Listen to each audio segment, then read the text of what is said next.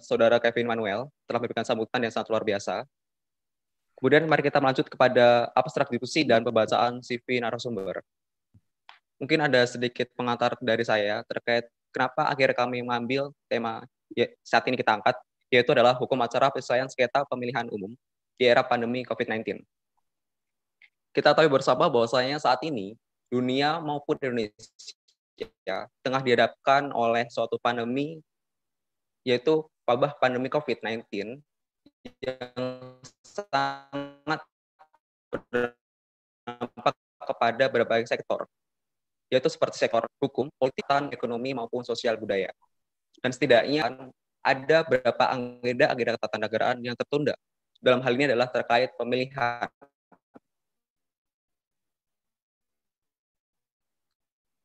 Ketika kita beranjak kepada pemilihan umum, demokrasi itu sempat tertunda. Yang hal tersebut kemudian dikristalisasi dalam putusan KPU, di mana KPU menunda 4 agenda pilkada. Tapi pada prakteknya kemudian ini sedikit menimbulkan suatu kecemasan daripada para penyelenggara pemilu dan kemudian oleh pada para yang dipilih maupun yang memilih. Yang kemudian akhirnya pemerintah dalam hal ini presiden memberikan suatu ketegasan dengan melahirkan suatu Perpu nomor tahun 2020 yang dimana ditegaskan di dalamnya ada suatu penundaan terkait pilkada yang ditanggungkan hingga atau akan dilaksanakan pada 9 Desember 2020. Kembali lagi pada prakteknya, aturan tersebut pada nyatanya tidak menuai komen baik atau buruk, tapi keduanya, di mana ada yang menyambut bahwasannya tahun demokrasi harus tetap dilaksanakan, tetapi ada pihak lain bahwasannya pesta demokrasi harus ditunda, melainkan kita harus konsen kepada pengoptimalan keselamatan maupun kemaslahatan kesehatan masyarakat Indonesia. Dan kemudian juga menjadi pertanyaan, ketika kita melaksanakan pandemi, ketika kita melaksanakan daripada pilkada di tengah pandemi ini, yang menjadi pertanyaan adalah bagaimana kira-kira untuk menyelesaikan sengketa pilkada. Terutama kita harus dihadapkan suatu protokol-protokol untuk mencegah penyebaran pandemi ini secara meluas. Maka dari itulah kiranya daripada narasumber dapat mensumbangsi atau memikirkan solusi daripada permasalahan tersebut. Ya, maka dari itu kita angkat judul daripada seminar nasional ini adalah hukum acara penyelesaian pemilu di era pandemi COVID-19. Mungkin itu sedikit daripada gambaran daripada tema yang kami angkat. Daripada narasumber, yaitu pertama ada Bapak Rahmat Bagja. Beliau adalah anggota Bawaslu tahun 2017-2022. Di sisi lain, beliau juga dosen dari Al-Azhar dan juga tenaga ahli dari Majelis Kehormatan DPR RI, yang dimana beliau lahir di Medan pada tanggal 10 Februari 1980, yang dimana memiliki riwayat pendidikan S1 Fakultas Hukum Universitas Indonesia dan S2-nya adalah Utrecht University dengan gelar LLM. Kemudian ada Bapak Ali Abdillah, SH LLM. Beliau adalah dosen Hukum Tata Negara Fakultas Hukum Universitas Indonesia, yang beliau lahir di Bogor pada 11 September 1991, yang benar untuk gelarnya sendiri, beliau S1-nya dapat dari Fakultas Hukum UI, dan ada dari Leiden Law School. Dan kemudian ada pembicara ketiga, yaitu adalah Bapak Fadli Ramadhanil, SHMH. Beliau adalah perwakilan dari Perludem. Beliau lahir di Bukit Tinggi 30 Maret 1991 dengan latar belakang pendidikan adalah S1 dari Fakultas Hukum Andalas dan S2 dari Fakultas Hukum Universitas Indonesia. Sedangkan latar belakang daripada pekerjaannya adalah beliau seorang peneliti hukum daripada Perludem sendiri dan sempat menjadi asisten peneliti di Pusako Andalas. Mungkin itu adalah sedikit daripada pemaparan dari CV narasumber yang akan mengisi di siang ini. Maka dari itu kita bisa beranjak pada inti acara kita, yaitu terkait pemaparan terkait substansi daripada materi yang akan dipaparkan. Mungkin bisa dari Bang Baja, maka apakah suara bisa Didengar? Terdengar, terdengar. Dengar ya. Oke, Oh, ya, silakan Bang Baja. Panji. Untuk waktu masing-masing narasumber 10 menit ya. Terdengar Bang, terdengar. Baik, Oke. dengar. Terima kasih.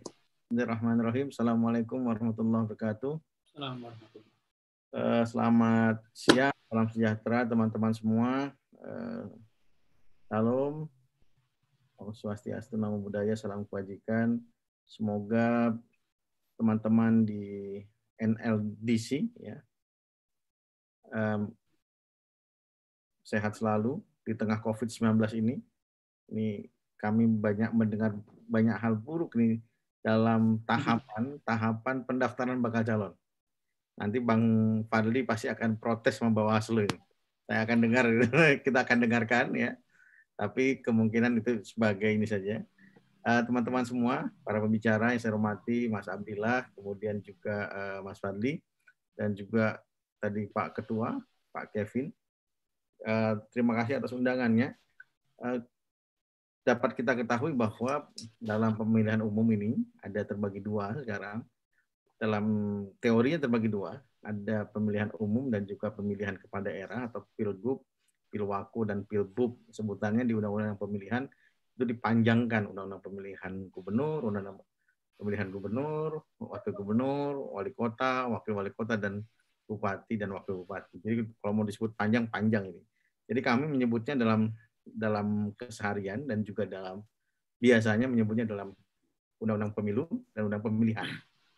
Jadi ini kita bedakan seperti itu. Sekarang adalah undang-undang pemilihan atau pemilihan kepala daerah, kadang disebut pilkada, tapi lebih tepat sebagai pilgub atau pilbub. Dan kemudian juga nomenklaturnya pemilihan umum ini dalam draft undang-undang pemilu sekarang akan dibagi pemilu nasional dan juga pemilu daerah. Ke depan akan dibagi seperti itu. Ini bocoran saja kepada teman-teman semua. Tapi kita akan lihat apakah berbeda atau tidak karena ini masih dalam baru masuk dalam badan legislasi. Jadi akan kita lihat perubahan undang-undang pemilihan umum kita. Nah, pemilihan umum, hukum pemilu ya, walaupun kemudian terjadi banyak beberapa nomenklatur yang berbeda, pada awalnya pilkada itu tidak masuk dalam rezim pemilu. Pada awalnya tidak masuk dalam rezim pemilu. Teman-teman harus tahu ini. Kenapa? Karena pilkada ini kita akan lebih advance melihatnya. Pilkada ini diatur dengan undang-undang pemilihan dan pasalnya pun berbeda dengan pemilihan umum. Karena pemilihan itu diatur dalam pasal 18, sedangkan pemilu diatur pada pasal 22.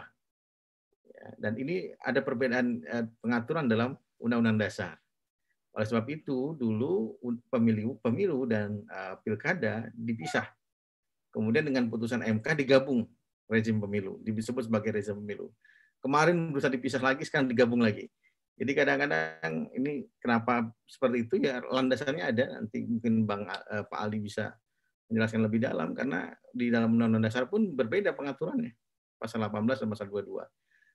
Akan tetapi untuk kemudian PR kita ke depan menurut saya adalah merubah pengaturannya menjadi satu kalau mau ya, walaupun kemudian dalam pemilihan juga ada pengecualian. Teman-teman di Jakarta itu tidak akan pernah mengalami pemilihan wali kota mungkin sampai dengan saat ini. Kenapa? Karena Jakarta berbeda. Ada undang-undang daerah khusus ibu kota yang mengatur perbedaannya. Mereka hanya merasakan pilgub, demikian juga teman-teman Jogja. Teman-teman di Jogja tidak akan pernah merasakan pilgub kemungkinannya, kecuali undang-undang yang berubah. Karena pilgub di Jogja tidak dilakukan secara pemilihan, tidak dilakukan secara pemilihan langsung, ya. Dilakukan secara pemilihan yang secara demokratis. Sebutan di pasal 18 adalah secara demokratis. Kemudian dalam teman-teman mungkin sudah mengetahui adanya perbedaan treatment ya antara dalam pemilihan umum dalam metode pemungutan suara. Nah, kalau kita lihat pemilihan umum ini terbagi atas 4. Pertama kita berbicara tentang sistem, berbicara tentang tata kelola, berbicara tentang penyelenggara, dan berbicara terakhir adalah berbicara tentang penegakan hukum pemilu. Nah, inilah yang kita akan masuki sekarang. Namanya penegakan hukum pemilu. Walaupun walaupun lembaganya disebut sebagai Badan Pengawas Pemilu. Ini juga ketidakcocokan. Nanti protes juga teman-teman. Seharusnya kan Komisi Penegakan Hukum Pemilu kalau mau sesuai dengan Undang-Undang Dasar Pasal 22. Tapi akhirnya dibentuk sebagai badan. Karena penyebutannya ini hanya masalah nomenklatur sebetulnya. Tapi ini juga akan berkaitan nanti dengan bentuk ini lembaga ini ke depan. Apakah Bawaslu masih tetap seperti Bawaslu ataukah kemudian diubah menjadi entah itu peradilan pemilu ataupun entah itu kemudian jadi lembaga penegakan hukum pemilu. Dalam fungsinya, fungsi Bawaslu adalah penegakan hukum pemilu. Nah, teman-teman, sengketa itu akan terbagi dua. Teman-teman harus mengetahui, sengketa terbagi dua. Pertama adalah sengketa proses dan kedua adalah sengketa hasil. Ya. Kalau sengketa hasil itu akan dilakukan oleh teman-teman peradilan. Dulu dilakukan oleh Mahkamah Agung sengketa hasil. Kemudian setelah rezim pemilihan dijadikan rezim pemilu, di take over oleh Mahkamah Konstitusi. Jadi perselisihan hasil, sengketa hasil itu ada di Mahkamah Konstitusi sesuai dengan Undang-Undang 10 tahun 2016. Walaupun Undang-Undang 10 tahun 2016 telah dalam dirinya dalam pasal saya lupa pasal 100-an ya 150 atau apa ya, itu menganjurkan akan dibentuk peradilan pemilu khusus untuk sengketa hasil. Ini juga untuk memperbaiki bahwa yang dibentuk nanti apa sengketa hasil apa yang menurut saya yang ini agak harusnya agak di on the track kan adalah masalah sengketa hasil yang dijadikan peradilan pemilu, bukan sengketa proses. Nah, ataupun penegakan hukum pemilu, ini sengketa hasil loh. Jadi kalau mau on the track, peradilan pemilu itu pada sengketa hasil. Ya, karena menurut Undang-Undang 10 tahun 2012 sengketa hasil, saya agak berbeda pendapat dengan teman-teman Perludem. Kenapa jangan sampai kemudian diblurkan bahwa kemudian Bawaslu menjadi pengadilan pemilu.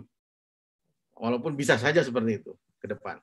Tapi tracknya adalah adanya peradilan sengketa hasil. Nah, sengketa proses di mana? Sengketa proses ada pada Bawaslu. Ya, dulu ya.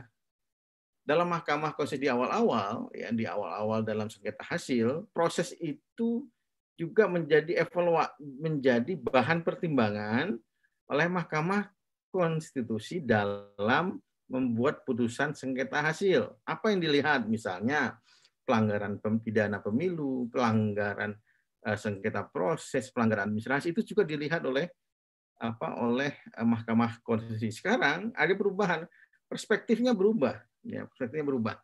Jadi sengketa hasil dan juga pelanggaran administrasi itu Mahkamah Konstitusi akan ya mendudukkan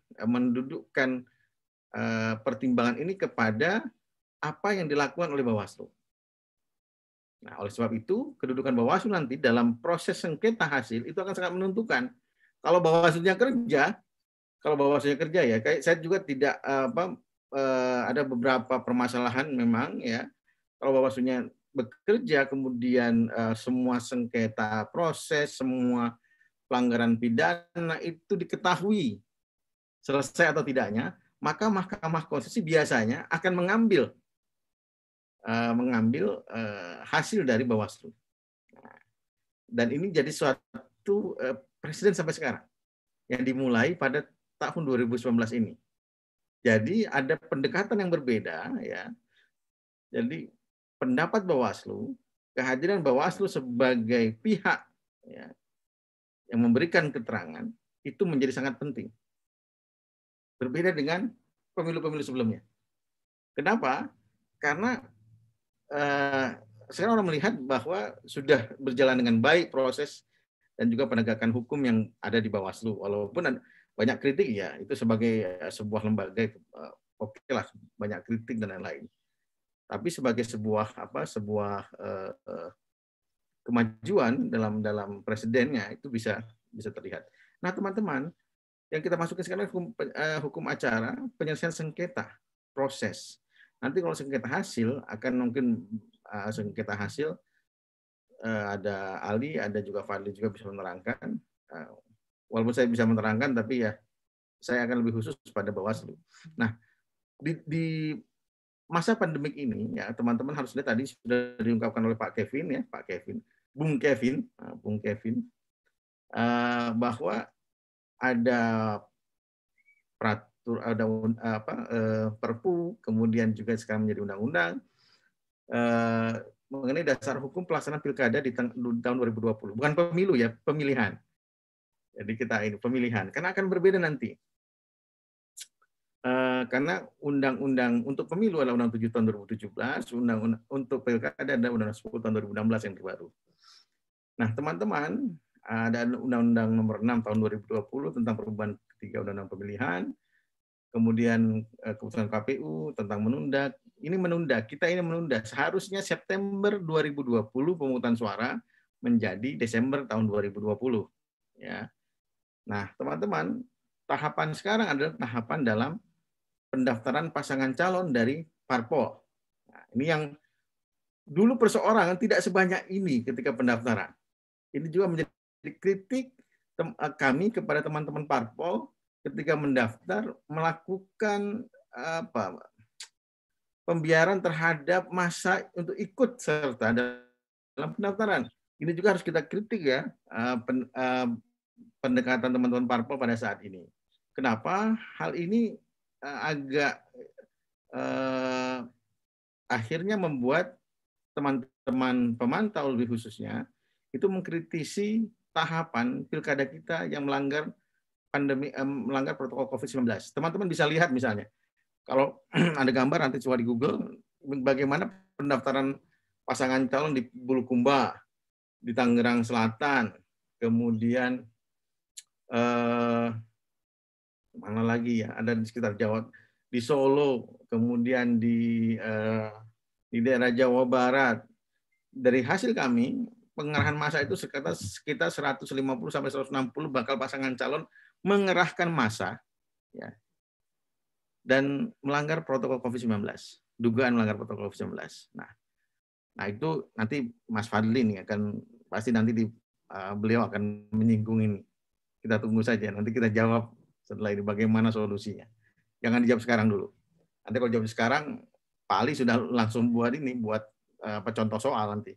Nah, teman-teman, kemudian pada saat ini apa yang kemudian dilakukan dalam hukum acara penyengketa? Hukum acara penyengketa di Bawaslu, ada Perwaslu nomor 2 tahun 2020 tentang sengketa proses. Apa yang disengketakan? SK KPU. SK dan berita acara KPU yang disengketakan. Kenapa? Disengketakan jika SK tersebut merugikan pasangan calon. Jadi ada dua yang harus diprotect ya. Kalau dalam international law itu disebut sebagai obligation of the state, obligation to respect, obligation to protect, and obligation to fulfill dalam hukum asasi manusia. Hak asasi manusia dalam ini adalah hak memilih. Hak memilih terbagi dua, hak pilih terbagi dua antara hak memilih dan hak dipilih. Yang perlu dijaga adalah masyarakat memilih. Itu harus dijaga. Masyarakat yang mengajukan diri untuk dipilih juga dijaga hak asasinya. Apa misalnya? Misalnya yang bersangkutan karena misalnya penyelenggara yang masuk angin, di bersangkutan dipersulit dalam melakukan pendaftaran. Nah, itu kemudian bisa dilakukan reviewnya oleh Bawaslu yang kemudian dilaporkan oleh teman-teman pasangan calon. Jadi ruang lingkupnya adalah sengketa antar penyelenggara dan peserta. Nanti ada sengketa antar peserta itu di tahapan kampanye. Kemudian objeknya surat keputusan dan BA, berita acara. Sifatnya tentu mengikuti sifat putusan SK Tun. SK Tun itu final, ya, final dan kemudian konkret individual. Final individual dan konkret. Individualnya pada pasangan calon, ya. Si pasangan calon itu yang terikat dengan SK-nya. Kemudian konkretnya bentuknya apa? Konkretnya berarti dia tidak boleh masuk atau kemudian dia masuk. Dia memenuhi syarat atau tidak memenuhi syarat, dan kemudian final. SK-nya sekali itu tidak kemudian bisa dibanding lagi. Kecuali oleh lembaga yang diatur oleh undang-undang. Nah, boleh dipermohonkan kepada siapa? Kepada Bawaslu. Bawaslu kemudian memutus. Ketika memutus, kemudian ditindaklanjuti oleh KPU, oleh SK lagi baru atau berita acara baru. Nah, kalau tidak puas, ya, kalau tidak puas, itu bisa mengajukan Peradilan Tinggi Tata Usaha Negara. Nah, dalam Undang-Undang Pemilihan kepada Peradilan Tinggi Tata Usaha Negara. Kemudian kalau dalam Undang-Undang Pemilu itu pada Peradilan Tata Usaha Negara. Ada perbedaannya. Kenapa? Karena dulu dalam pemilu menyangkut juga calon dari legislatif. Calon legislatif begitu banyak, tidak mungkin diserahkan kepada hanya satu PT TUN misalnya. Harus diserahkan juga pada PT UN. Ada pertimbangan pada saat itu. Kemudian kewenangannya oleh Bawaslu Provinsi dan Bawaslu Kota. Bawaslu RI tidak berwenang dalam melakukan sengketa, proses penyelesaian sengketa antar penyelenggara dan peserta pada proses pemilihan kali ini, ya, dan sebelum-sebelumnya. Kenapa kita melakukan supervisi dan membuat kebijakannya, tapi kita tidak menjadi yang melakukan kewenangan untuk menyelesaikan sengketa. Walaupun tanggung jawab terakhirnya pada Bawaslu RI. Tanggung jawab terakhirnya. Bisa nggak turun? Bisa. Jika misalnya Bawaslu Provinsi tiga-tiganya mencret, tidak bisa datang ini, kemudian harus dipapah. Nah, Bawaslu RI bisa kemudian turun dan menjadi majelis penyelesaian sengketa. Nah, itulah yang bisa dilakukan oleh Bawaslu RI. Kemudian mekanisme penyelesaiannya musyawarah. Tapi musyawarah bentuknya sidang. Ini juga jadi permasalahan. Tapi ini hal yang biasa. Dalam nomenklaturnya musyawarah terbagi atas dua, musyawarah terbuka dan tertutup. Ya. Terbuka itu seperti adjudikasi dalam Undang-Undang Pemilu. Kemudian kalau tertutup itu musyawarah ini untuk mencapai mufakat. Jadi mengantarkan para pihak untuk menyepakati sesuatu hal. Misalnya apa? Misalnya, dia akhirnya memenuhi syarat. Kenapa? Ada yang terlupa. Atau dia tidak memenuhi syarat, tidak mufakat, langsung jadi musyawarah terbuka. Itu proses yang terjadi. Jangka waktu penyelesaian itu 12 hari. Ingat, orang hukum harus lihat 12 hari yang mana nih? 12 hari kalender atau 12 hari kerja? Akan banyak perbedaan di situ. Jangka waktu penyelesaian adalah 12 hari kalender. Jadi walaupun ya, seandainya sengketa ini pada Lebaran, ya, mau libur Lebaran, cuti Lebaran tidak dikenal cuti Lebaran bagi anggota Bawaslu yang menyelesaikan sengketa pemilihan ataupun pemilu. Sengketa pemilihan, kalau pemilu kemarin hari kerja. Jadi Anda walaupun Natalan, semua izin cutinya dicabut. Walaupun Lebaran semua izin cutinya dicabut. Kenapa? Karena harus melakukan musyawarah. Musyawarahnya 12 hari kalender dan sudah putusan. Dan kemudian para pihak bakal pasangan calon dan pasangan calon. Nah, kita akan lihat nih proses skala pendaftaran sekarang akan bagaimana prosesnya. Kalau musyawarah tertutup, musyawarah terbuka, misalnya ya beberapa prinsipnya ada yang tertutup, rahasia, netral, tidak diwakilkan, kesepakatan berdasarkan undang-undang. Jadi kalau melanggar undang-undang, kesepakatannya tetap juga tidak bisa dibuat putusan. Non-kaukus, nah dalam mediasi bisa dikenal kaukus. Dalam musyawarah tertutup tidak dikenal kaukus. Jadi disebut non-kaukus dan cepat dan tanpa biaya. Jadi kalau Panji nanti jadi calon bupati, itu bisa ke Bawaslu jika dia tidak memenuhi syarat oleh KPU misalnya, oleh SK KPU, dan tidak dipungut biaya di Bawaslu. Seharusnya tidak dipungut biaya. Ya. Kemudian tahapannya ada penyampaian permohonan dan kronologis, perundingan kesepakatan, penyusunan kesepakatan, penandatanganan berita acara musyawarah, dan penuangan berita musyawarah dalam putusan dan putusan terakhirnya. Itu untuk musyawarah tertutup jika terjadi kesepakatan.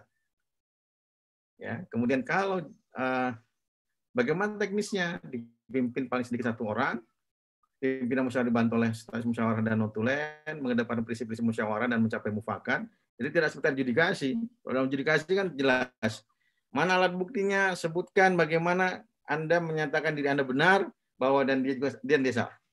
Itu jelas dalam musyawarah terbuka atau adjudikasi. Tertutup tidak seperti itu pendekatan. Kemudian memastikan pihak yang terhadir adalah pemohon dan termohon, prinsipal sebutannya. Jadi tidak bisa diwakilkan oleh kuasa hukum. Kalau musyawarah tertutup. Kenapa? Karena pada saat mencapai kesepakatan, yang tanda tangan harus prinsipal, bukan kuasa. Ini memastikan hal yang disepakati tidak melanggar atau bertentangan dengan peraturan perundang-undangan. Kesepakatan dituangkan dalam berita acara musyawarah, berita acara musyawarah dituangkan dalam putusan musyawarah dan dibacakan secara terbuka. Dan karena COVID bisa dibacakan online atau melalui media daring. Jadi nanti kami punya Facebook ataupun punya punya YouTube, media channel YouTube, kami akan buat live pembacaan putusan dalam musyawarah, dalam sengketa proses. Dan ini hampir 70% kabupaten kota bisa melakukannya. Kecuali 30% karena persoalan jaringan internet dan lain-lain. Dan ada musyawarah terbuka teman-teman layaknya seperti sidang. Pembacaan permohonan, jawaban termohon, pembuktian dan putusan, kesimpulan dan putusan. Nah, apa yang dilihat sekarang saat ini sedang COVID-19. Apakah kemudian bisa pembacaan permohonan melalui online? Bisa, daring. Kita buat Zoom misalnya ya, Zoom ini dibuka sidangnya secara seperti ini, kemudian dibacakan pemohon, termohon, dan bisa di live kalau di dalam musyawarah terbuka bisa kita live, kita buat live. Termohon kemudian membacakan permohonan, jawaban termohon, dan juga pemimpin sidang bisa melakukan seluruh proses yang ada untuk dibuat layaknya seperti sidang biasa dalam sebuah sidang terbuka di depan umum. Dan mohon izin Bang Baja, waktunya kurang 3 menit ya. Oke, sebentar lagi juga selesai. Ya, oke, terima kasih. Kemudian apalagi yang agak sulit adalah ketika pembuktian. Kenapa pembuktian agak sulit? Karena walau bagaimanapun pembuktian itu membutuhkan alat bukti yang disampaikan kepada majelis. Nah, biasanya disampaikan oleh surat dan harus diperlihatkan. Alat bukti harus diperlihatkan kepada pemohon dan termohon. Jangan sampai ada alat bukti yang tidak diperlihatkan. Ada alat bukti, nggak ada alat buktinya, nggak ada alat buktinya dalam sidang, nggak diperlihatkan, tiba-tiba ada dalam putusan, itu nggak boleh. Itu yang tidak boleh. Seperti layaknya pembuktian. Akhirnya yang bisa kemudian dilakukan secara tidak daring adalah pembuktian yang tidak bisa dilakukan secara daring. Nah, pembuktian hanya 1 kali. Ini yang bisa dilakukan tidak secara daring. Jadi ketika sidang pun kita sudah batasi karena sekarang dengan protokol COVID-19, maka jarak antara majelis pemohon dan termohon lebih dari 2 meter. Memakai masker ataupun face shield, dan juga kalau dimungkinkan memakai sarung tangan. Dan kemudian massa tidak boleh dihadirkan dalam ruang sidang kecuali para saksi yang akan dihadirkan dalam ruang sidang. Jarak antara saksi dengan saksi sekitar 1-2 meter, tetap dengan menggunakan protokol COVID-19. Jadi ada pembatasan mengunjungi ruang sidang. Kenapa? Karena sekarang lagi protokol COVID, jadi harus sangat hati-hati. Oleh sebab itu, kami harapkan tidak terjadi pengumpulan massa. Dan kalaupun terjadi pengumpulan massa, kita perlu ingatkan, karena melanggar instruksi Presiden nomor 6 tahun 2020. Apa yang bisa dilakukan oleh kepolisian? Membubarkan kerumunan massa. Jadi, teman-teman kepolisian, kita dorong untuk menegakkan aturan Inpres nomor 6 tahun 2020. Nah, kemudian teman-teman, apa yang telah dihasilkan oleh Bawaslu sampai saat ini? Ya, sampai saat ini misalnya kami ada 6 permohonan online. Ya, ini walaupun sudah dibuka online, tapi tetap saja teman-teman pasangan calon maunya permohonan langsung. Jadi ada 46 permohonan langsung dan 6 permohonan online, 46 registrasi diregister dan 43 putusan. Ada 2 yang tidak bisa diregister, ya. Ada 3 permohonan tidak diterima dan kemudian ada 46 yang diregister. Total permohonan adalah 52. Jadi ada 3 permohonan tidak diregister dan 3 permohonan tidak diterima. Data per 21 Agustus tahun 2020 dan sekarang mungkin masih akan terus berkembang data ini. Kemudian permohonan yang 46 tersebut itu 16 dalam proses, 5 memunculkan sepakat, jadi terjadi musyawarah, terjadi mufakat. Kemudian 18 mengabulkan sebagian, kemudian 4 mengabulkan seluruhnya, dan 3 ditolak. Jadi lebih banyak mengabulkan sebagian, dan yang lain masih dalam proses. Dan untuk sengketa proses ada 1 pilgub dan 51 kabupaten kota yang melakukan sengketa. Nah, demikian teman-teman yang bisa saya sampaikan. Dan saat ini ya, kami telah melakukan ya proses-proses yang ada sesuai dengan protokol COVID-19.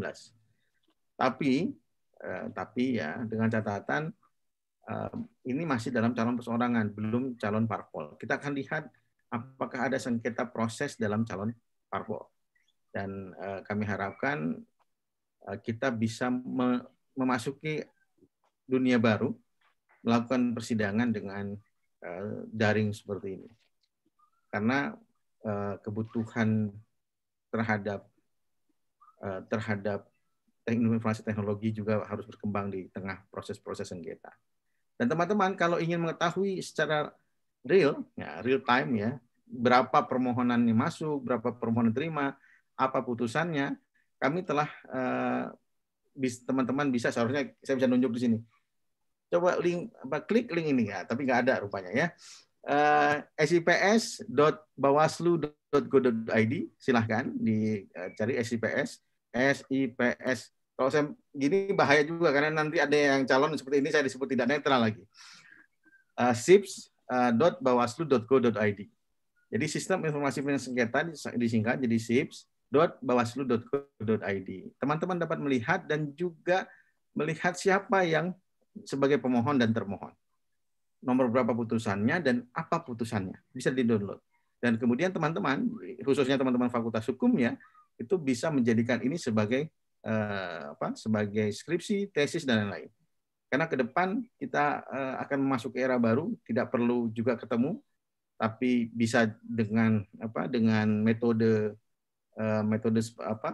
metode pencarian data melalui internet juga boleh, kan diperbolehkan juga, dan juga bisa juga saling bertemu dan lain-lain. Kita akan masuk era baru, penyelesaian sengketa proses yang baru, dan semoga kami dapat menyelesaikan sengketa proses dalam calon partai politik kali ini. Terima kasih sekali lagi Mas Panji, dan ada Mas Fadli, saya baru lihat. Terima kasih banyak, dan semoga kita mematuhi protokol COVID-19, dan kami mendorong teman-teman partai politik, kalau ada teman-teman di sini yang aktivis partai politik, agar mendorong teman-teman parpol yang mencalonkan calon parpolnya pada kali ini 4-6 September hari ini terakhir, itu tidak melakukan pengerahan massa. Cukup 2 hari yang lalu yang teman-teman ini mengerahkan massa, dan sudah berapa kali kita ingatkan kepada bersangkutan untuk tidak mengerahkan massa. Dan semoga tidak ada klaster baru, tapi dilihat sekarang yang deg-degan sekarang penyelenggara. Kenapa? Karena 20 bakal calon yang mendaftarkan diri kemarin itu rupanya positif COVID-19. Jadi yang deg-degan yang menerima pendaftaran itu penyelenggara KPU dan juga Bawaslu. Ini juga jadi PR buat kita teman-teman, bahwa banyak orang yang tidak peduli dengan protokol COVID-19. Seharusnya bakal pasangan calon yang positif itu bisa mendaftarkan ya lewat partainya, dan yang bersangkutan bisa dilakukan live ya, daring seperti ini untuk memastikan yang bersangkutan daftar atau tidak. Jadi tidak usah juga hadir dalam proses pendaftaran. Inilah yang tidak diketahui mungkin oleh teman-teman pasangan calon yang ada. Terima kasih sekali teman-teman. Tetap sehat, tetap semangat untuk menyelesaikan studinya. Tidak seperti saya yang 5 tahun, 10 semester. Semoga kita bisa bertemu kembali dan juga sebagai pemantik diskusi. Terima kasih. Mohon maaf jika ada yang salah. Billahi fisabil haq wastabiqul khairat. Wallahu muwaffiq ila aqwamit thoriq. Wassalamualaikum warahmatullahi wabarakatuh. Selamat sore, salam sejahtera. Sukses terlalu dan semoga mendapatkan IPK yang lebih baik daripada saya.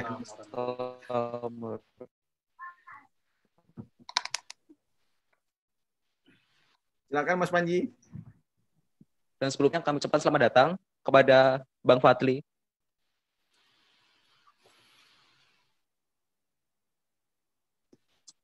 Telah berkenan untuk hadir di seminar nasional pada siang hari ini.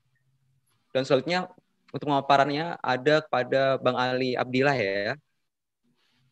Untuk mikrofonnya sudah bisa didengarkan, Bang Ali? Ya, sudah terdengar ya suara saya ya? Baik, Bang Ali. Untuk waktu 10 menit ya, Bang Ali. Siap. Ya, siap. Terima kasih, Bang Ali. Ya, 10 menit lebih dikit lah. Baik, Assalamualaikum warahmatullahi wabarakatuh. Salam sejahtera untuk kita semua. Terima kasih teman-teman NLDC Indonesia yang sudah mengundang dan teman-teman HMI Komisariat FKUI. Salam hormat buat abang saya, Bang Ahmad Bagja dan Bang Fadli Ramadhanil. Mohon izin menyampaikan beberapa pandangan. Mungkin saya pertama mengucapkan salut buat teman-teman NLDC, ini kan mahasiswa aktif ya harusnya ya. Hari Minggu gini mau ngomongin negara gitu ya. Sesuatu yang cukup melegakan lah gitu ya. Buat kita para aktivis ini kalau mahasiswa-mahasiswa hari Minggu mau mengorbankan waktu di tengah pandemi gitu, di saat kita bisa jalan-jalan, masih mau ngomongin negara, ini buat saya sebuah sesuatu yang luar biasa gitu ya. Kalau dulu Bang Bagja itu demonya di sana gitu ya, di gedung parlemen, sekarang kita demonya berkontribusinya nih via online aja ya karena kondisi. Ya alhamdulillah, amin. Terima kasih sekali lagi teman-teman. Mohon izin saya share screen ya, ada sedikit mungkin paparan. Bentar ya. Saya share screen dulu. Terlihat? Terlihat nggak? Terlihat, Bang. Baik, saya kebetulan beberapa waktu yang lalu juga sempat berbicara mengenai pemilihan kepala daerah di masa pandemi dan sedang ada ongoing research dengan teman-teman di bidang studi mengenai pemilihan kepala daerah di masa pandemi COVID-19 ini. Tentang studinya kita coba cari perbandingan di luar negeri juga gitu ya tentang pelaksanaannya gitu ya. Nah, mungkin saya sudah bilang waktu itu sama Agun ya yang kontak saya. Mungkin secara teknis saya bukan nggak bisa ya, tapi mungkin tidak akan terlalu banyak menyoroti hal itu. Tadi juga sudah dijelaskan oleh Bang Bagja. Tapi di dalam konteks hal ini mungkin ada beberapa hal yang perlu diperhatikan baik secara filosofis maupun bagaimana pada akhirnya di beberapa negara pelaksanaan pemilu itu di era pandemi itu berjalan. Karena berdasarkan data IDS, ada sekitar more than 70 countries, 70 negara itu yang harus postpone, yang tadinya harus menyelenggarakan pemilu, baik nasional, lokal, referendum, and any kind of election, itu bisa karena permasalahan COVID ini menjadi terkendala. Tapi sebelum ke arah sana, saya ingin menggarisbawahi bahwa bagaimana kita harus kembali bahwa melihat pemilu itu menjadi sebuah sesuatu, kita menyadari bahwa sebuah negara dikatakan demokratis itu dilihat dari pemilunya gitu. Apakah pemilunya dilaksanakan dengan baik, dengan demokratis atau tidak. Zaman Orde Baru dulu nih abang kita Bang Bagja ini berjuang gitu ya, bukan berarti zaman Orde Baru nggak ada pemilu gitu ya. Zaman Orde Baru ada pemilu. Tapi ternyata pemilunya tidak berkualitas gitu ya. Kembali lagi ketika kita berbicara hakikat pemilu itu merupakan pelaksanaan HAM. Tadi Bang Bagja pernah bilang bahwa ini tadi sempat bilang pemilu itu pelaksanaan hak dipilih maupun hak memilih.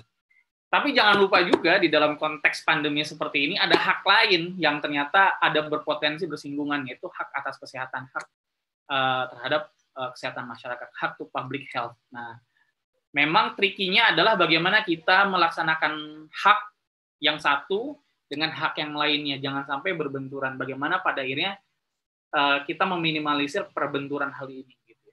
Nah, negara di dalam hal ini baik penyelenggara pemilu maupun pemerintah dituntut untuk bisa menyelaraskan pelaksanaan dua hak ini di dalam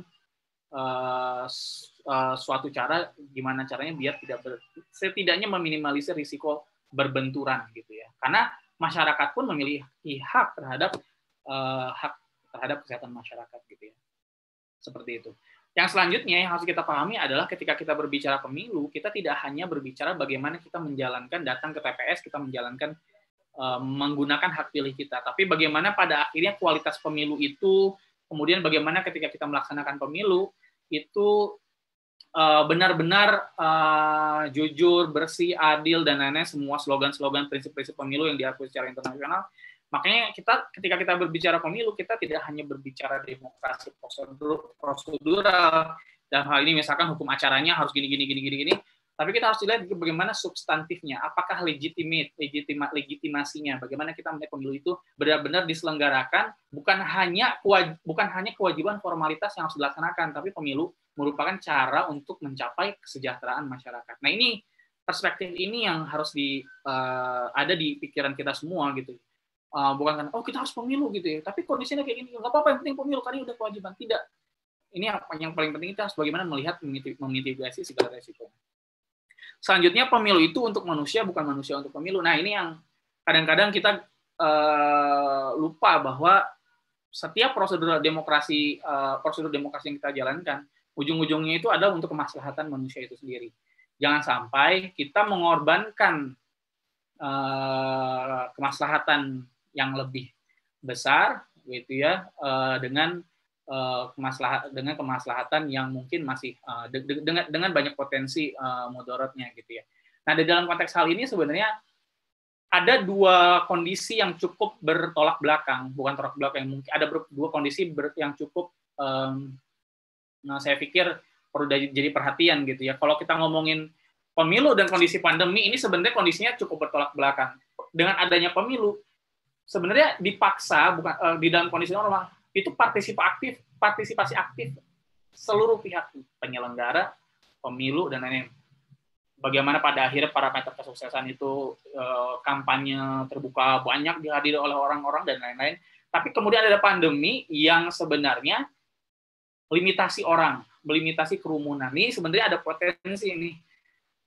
Tadi saya bilang ada potensi, makanya perlu ditelaah dengan baik, perlu ditelaah dengan wise, bijaksana, bahwa ini bukan hanya penyelenggaraan prosedural saja. Nah, setidaknya ada beberapa resiko ketika kita meninggalkan pemilihan kepala daerah ya. Ini mohon maaf, pemilihan kepala daerah tadi Bang Bagir sudah menjelaskan masalah nomenklatur gitu ya. Ada beberapa resiko yang mungkin muncul ketika kita menyelenggarakan pemilihan kepala daerah di masa-masa seperti ini. Yang pertama, jelas resiko memperluas penyebaran infeksi, penyebaran spreading of the virus gitu ya. Nah, karena kenapa? Karena nature-nya pemilu, namanya aja, kalau kita selalu bilang ini pesta demokrasi, yang namanya pesta gitu ya, nature-nya orang pengen ngumpul, pengen datang ke TPS, nomor 1, nomor 2, dan lain-lain gitu ya. Semangat ketika kampanye dibagi-bagiin kaos dan lain-lain gitu ya. Nature-nya ingin berkumpul. Nah, ada risikonya itu apa? Memperluas penyebaran infeksi di tengah-tengah kondisi ini. Kemudian ketika memang pada akhirnya dipaksakan dengan berbagai macam kondisi, ada juga risiko lainnya, yaitu masalah urusan legitimasi. Ketika kita berbicara election, kita tidak hanya berbicara legalitas, tapi kita juga berbicara masalah legitimasi gitu ya. Nah, potensi apa yang mungkin muncul, misalkan untuk masyarakat yang aware, lebih baik gue golput aja, ngapain gue datang ke TPS. Untuk yang benar-benar insecure dan menjaga dirinya gitu ya, apalagi dengan masyarakat yang mungkin memiliki risiko tinggi dirinya, banyak yang pada akhirnya lebih memilih untuk tidak memilih gitu ya, nggak apa-apa dan biarin aja gitu, saya nggak usah datang ataupun. Nah, itu ada resiko lainnya adalah masih dalam urusan legitimasi, rawan kecurangan. Saya pikir Bawaslu akan sangat intensitasnya akan sangat tinggi ke depan, karena bahkan di PKPU yang terbaru ada aturan-aturan teknis terkait protokol kesehatan, mulai dari pendaftaran, kampanye, pemungutan suara, pengumuman pemenang, dan lain semua pakai protokol. Nah, ketika pelaksanaan protokol ini kan memungkinkan terjadi pelanggaran-pelanggaran. Yang sebelumnya aja banyak potensi pelanggaran, apalagi di masa-masa kayak gini lebih banyak lagi potensi pelanggaran. Di satu sisi mungkin juga Bawaslu-nya tadi ngerasa insecure juga karena ada calon yang ternyata positif gitu ya. Nah, hal-hal seperti ini yang harus kita pikirkan bersama gitu ya. Selanjutnya mudah digugat ketika rawan kecurangan, mudah digugat. Risiko lain jelas risiko finansial ketika sebelumnya tidak ada budgetnya sekian karena harus ada pelaksanaan protokol kesehatan dan lain-lain, maka budgetnya nambah. Itu sangat lumrah terjadi di Korea Selatan kemarin mengadakan pemilu nasional. Jelas risiko finansial ini ada gitu ya, dan juga risiko operasional. Risiko operasional ketika di pelaksanaan, ya ini bagaimana urusan teknis. Yang harus Bang Ali, ya, kurang 3 menit lagi. Bang Waduh, Ali. cepet banget ya. Ini baru slide berapa? Iya, Bang. Baik. Ya, telat-telat dikit nggak apa-apa ya. Nah, catatannya adalah di Iran dan Spanyol, kita pernah di awal-awal ketika bulan Maret kita mendengar bahwa Iran sempat kolaps ya negaranya, dan juga Spanyol. Harus dicatat mereka memiliki terjadi lonjakan yang cukup tinggi karena di Iran dan Spanyol menderita kenaikan kasus COVID yang cukup tinggi karena setelah melaksanakan aktivitas pemilu di bulan Februari dan Maret gitu ya. Bukan satu-satunya penyebab, tapi jelas dengan adanya pemilu itu menjadi salah satu faktor yang cukup menyumbang dalam penyebaran. Yang kedua, primary election di Florida itu pernah ada di kemarin gitu ya. Ada 2 petugas TPS menderita COVID-19 dan berinteraksi dengan banyak orang TPS gitu. Jadi potensinya itu nggak cuma ada di penyelenggara, tapi juga tidak hanya di peserta, tapi juga di penyelenggara. Saya coba cepat aja. Nah, kondisinya adalah ada sekitar 70 negara yang harusnya melaksanakan pemilu gitu ya. Korea Selatan tetap melaksanakan pemilu karena telah berhasil. Catatannya adalah berhasil menurunkan kurva COVID gitu ya. Prancis menunda pemilu kada serentak. Di Amerika Serikat ada 16 states yang menunda pelaksanaan primary election. Wisconsin satu-satunya yang kekeh, tapi dia memperluas metode pemilihan di 17 Maret menjadi mail voting. Dulu sebelum keluar PKPU, bahkan sebelum keluar PKPU ya, karena kan Perpu 2 2020 itu hanya mengatur pelaksanaan penundaan gitu ya, tanpa ada penjelasan lebih teknis. Saya sudah pernah menyampaikan sebenarnya ini harus mulai dicoba nih, mungkin nggak gitu ya, walaupun risiko akan selalu ada. Memperluas metode pemilihan entah melalui mail voting, drive-thru voting, whatever gitu ya. Gimana pada akhirnya mengurangi kontak. Sekarang pada akhirnya kalau kita lihat baca di PKPU, ujung-ujungnya bisa diwakilkan dengan kondisi ketika suhu tubuhnya melebihi sekian derajat dan lain-lain. Tapi tidak diberikan keleluasaan metode pemilihan di dalam baik di Perpu maupun di peraturan PKPU. Oke, cepat aja. Nah, di Bavaria, Jerman, 16 Maret dilakukan dengan mixed system, in-person voting ke TPS, mereka juga lewat postal voting. Kemudian di putaran kedua, seluruhnya dilaksanakan dengan postal voting. Gitu ya. Kondisi Indonesia yang harus dipahami adalah sekarang, tidak jelasnya kebijakan COVID-19, data diragukan. Sekarang saya kalau ngomongin data COVID, bahkan ahli epidemiologi saja sudah ragu dengan data yang ada gitu. Kalau kita ngeliat kurva, ini kurva naik terus turun-turunnya kapan nggak tahu sebenarnya kapan ini turun di kurva gitu kan. Nah, jadi kondisinya ini cukup mengkhawatirkan gitu ya. Yang selanjutnya tidak ada kepastian kapan COVID-19 ini selesai. Kondisi saat ini terlebih dengan kondisi yang ada sekarang. Yang selanjutnya ketidakjelasan keberhasilan PSBB itu sendiri. Kita akan coba lebih cepat. Pemerintah sempat mengeluarkan peraturan pemerintah pengganti undang-undang Perpu 2 2020 yang merespon terhadap kondisi saat ini gitu ya. Tapi yang menarik adalah pemerintah ini pada akhirnya tidak membuat kebijakan dengan basis data yang jelas. Karena sebelum ada data kapan COVID ini selesai, maka sudah diputuskan dilaksanakan Desember gitu ya. Yang harus dipahami ketika dilaksanakan Desember, 6 bulan sebelumnya itu sudah harus dimulai dari mulai pendaftaran. Kalau votingnya itu aja Desember, maka beberapa 6 bulan sebelumnya sudah ada pendaftaran seperti yang kita alami sekarang. Selanjutnya ada potensi pelanggaran kemandiran KPU berdasarkan Undang-Undang Dasar 45 di mana KPU seharusnya independen, tapi di dalam Perpu 2020 itu baru bisa membuat keputusan ketika disepakati oleh KPU, DPR dan pemerintah. Memang catatan di beberapa negara lain mereka memiliki, Korea Selatan sebenarnya sudah memiliki skema pemilu di masa darurat karena memang secara demografis Korea Selatan, Jepang gitu ya memiliki potensi bencana yang cukup banyak, maka dia dilengkapi dengan metode-metode pemilihan yang cukup mengakomodir. Postal voting di beberapa negara itu bukan hanya terjadi ketika saat ini aja, tapi sebelum-sebelumnya sudah pernah terjadi. Sudah menjadi salah satu metode yang lumrah untuk dipakai. Lalu keluar PKPU 6 2020, pada dasarnya yang sebenarnya saya sangat sayangkan di dalam PKPU ini adalah saya nggak tahu ya, mungkin ini pada akhirnya secara political reason di belakang mungkin Bang Bagja lebih paham bagaimana peraturan KPU ini keluar. Tapi buat saya pada akhirnya KPU ini kurang berani untuk menjamin bahwa seharusnya bisa mendiversifikasi bagaimana metode pemilihan itu gitu. Kalau memang Perpu pada akhirnya cukup fleksibel hanya memundurkan saja, harusnya metode pemilihan dengan tetap memperhatikan bagaimana yang diatur undang-undang itu bisa bukan diakalin ya, tapi bagaimana kita bisa kreatif sebagai penyelenggara pemilu bisa mempertemukan seperti yang tadi saya bilang, jangan sampai hak terhadap memilih dan dipilih kemudian dibenturkan terhadap hak terhadap kesehatan masyarakat. Nah, ini yang seharusnya KPU bisa lebih kreatif di dalam membuat peraturan KPU. Di dalam beberapa, kalau teman-teman baca itu memang pada akhirnya pengecualian terjadi tidak pada metode pemilihan, tapi hanya pada protokol-protokol yang sifatnya misalkan kalau misalkan suhunya sekian bisa diwakilkan dan lain-lain. Tapi untuk yang suhunya di bawah itu berarti kan sebenarnya gini, kalau kita pahami kondisi COVID itu adalah, kalau kita pahami kondisi COVID yang ada sekarang, kita mengenal yang namanya OTG, kita mengenal namanya ODP. Siap. Ya, sebentar lagi. Ya, kita mengenal yang namanya OTG, ODP dan lain, yang dia sebenarnya mungkin tidak menunjukkan panas, demam sampai 37 derajat di atas. Sebenarnya dia normal-normal aja, tapi dia carrier virus tersebut.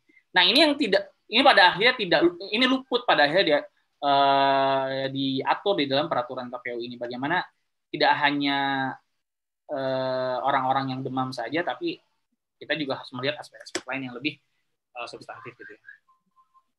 Ini mungkin slide terakhir.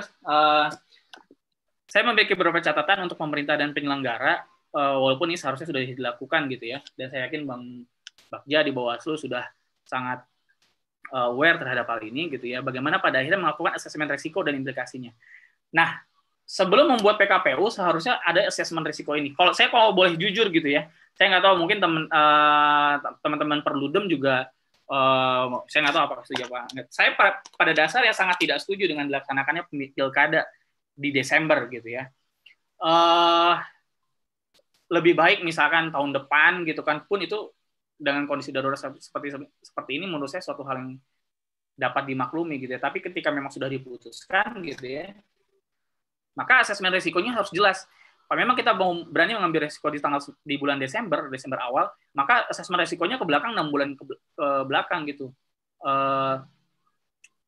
Dari mulai metode pemilihan dan gimana virus itu kemungkinan menyebar. Tadi Bang Bagja sempat bilang bahwa terjadi pelanggaran gitu ya. Misalkan parpol membawa banyak masyarakat. Ya karena memang secara nature-nya mereka pengen terlihat banyak dukungan gitu. Cywar buat lawannya dan lain-lain gitu ya. Selanjutnya, fokus pada pelaksanaan pemilu yang aman bagi pemilih dan panitia pemilu di lapangan. Kita sudah cukup tahun lalu rekan-rekan Bawaslu di daerah gitu ya, KPU di daerah gitu ya, lebih dari 500 orang meninggal karena overburden gitu ya, terhadap pelaksanaan pemilu nasional. Jangan sampai menjadi tragedi selanjutnya gitu ya, karena masalah COVID ini. Gitu. Kemudian memastikan adanya alokasi anggaran tambahan. Selanjutnya pemilih seharusnya bisa mendapatkan berbagai macam alternatif. Nah, ini yang saya sangat menyayangkan dengan dikeluarkannya peraturan KPU ini 6 2020 tidak membuka opsi at least gitu ya, bagaimana pada akhirnya bisa kalaupun sulit untuk by mail voting, entah bisa dibuat drive-thru voting, jemput bola mungkin ya ada resiko. Ya semua ada resiko, tapi pada akhirnya kita harus memberikan keleluasaan bagi pemilih dan juga penyelenggara untuk memastikan mereka aman dari persebaran virus gitu ya. Yang selanjutnya memastikan agar meminimalisir kecurangan di tengah era pandemi, memastikan proses yang jujur dan adil, dan untuk jangka panjang ini menjadi catatan bahwa kalau di hukum nasional itu kita mengenal ada dua rezim, HTN in normal condition and constitution state in normal condition, dan juga hukum di dalam keadaan darurat. Begitu juga dengan election, begitu juga dengan pemilu, harusnya juga bisa dibuat, sudah mulai difikirkan bagaimana penyelenggaraan pemilu. Kalau kita sama-sama memahami bahwa pemilu itu merupakan salah satu proses penting dalam demokrasi, maka penting untuk membuat plan A, plan B, plan C, dalam konteks ini election in emergency. Mungkin nggak banyak karena waktunya juga nggak banyak, gitu, nggak banyak yang saya sampaikan karena waktunya juga kurang.